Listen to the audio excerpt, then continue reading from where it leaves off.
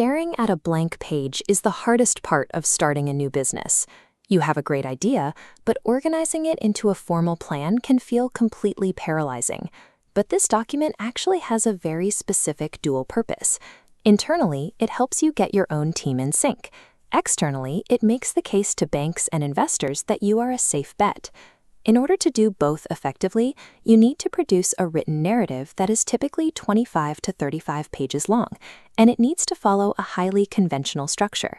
Following a proven outline takes that massive, intimidating writing task and breaks it down into a simple, step-by-step checklist.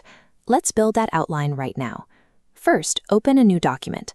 While there are software platforms that offer boilerplate templates, you want to avoid anything that looks like it came from a canned source.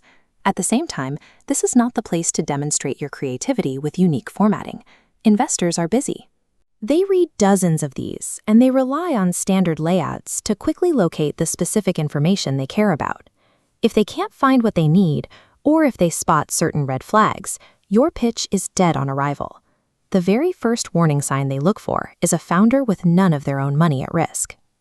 They will also discard plans that feature poorly cited facts, overly aggressive financial projections, or general sloppiness in the layout.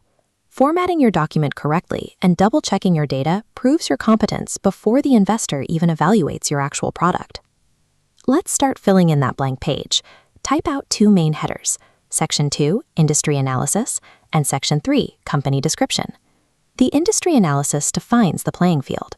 It maps out the broad environment you are about to enter, completely separate from your specific business. Under this header, you need to provide data on the industry's size, its growth rate, its general structure, and its long-term prospects. Once you've mapped out the playing field, Section 3 is where you introduce your team. This section proves you know how to translate a concept into a functional business entity.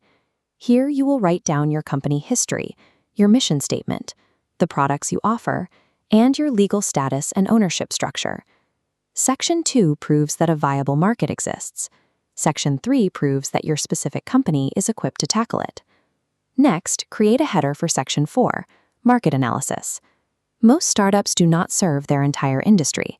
Instead, this section breaks the industry down so you can zero in on a specific target segment. To prove this segment is worth your time, you need to calculate the total market size using a simple 4-step formula. Step 1 is establishing your baseline population.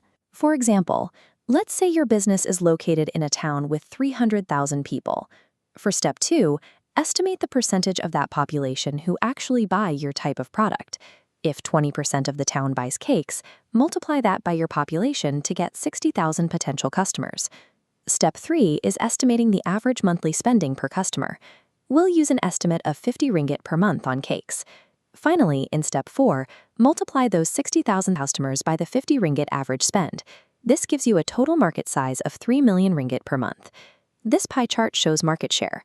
Your total market size is the entire pie, but your market share is only the specific percentage or slice of that total that your business can realistically earn. Performing this specific math replaces vague optimism with concrete data. It proves to investors that your opportunity is real and defensible. Now that the core analysis is mapped out, scroll all the way back to the top of page 1. This is where you create the header for Section 1, the executive summary. There is a strict rule for this section. Even though it appears first in the document, it must be written absolutely last. As you do the hard work of writing out your market research and financial projections, the details of your business plan will inevitably change. You can't summarize a plan until the plan is actually finished. When you do write it, keep it short. It should be no longer than 1 or 2 single-spaced pages that clearly explain the distinctive nature of your venture. The stakes for this summary are high. In many cases, an investor will only read this first page. If this section fails to convince them, the remaining 34 pages of your plan will never be read. You now have a conventional, data-backed outline for the 4 core sections of your business plan. The blank page is gone. However, this outline is not set in stone. It is a living document. As you immerse yourself in the work and solicit feedback from your team, you will continually adapt and revise these sections. There is still more work required to finish the full document, specifically outlining your marketing strategies and your long-term financial plans. But by establishing this structure today, you have officially bridged the gap between a fragile idea